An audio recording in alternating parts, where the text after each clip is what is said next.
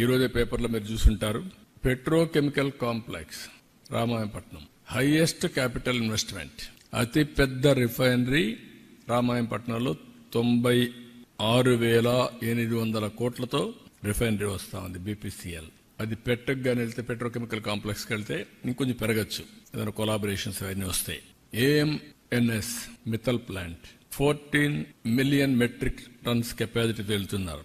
అది మొన్నే అగ్రిమెంట్ ఇంకా NMDCతో కావాలి, అది అవుతానే గవర్నమెంట్ ఆఫ్ ఇండియా ఒప్పుకున్నారు. రా మెటీరియల్ ఇస్తే ఇమీడియట్ గా స్టార్ట్ చేస్తారు.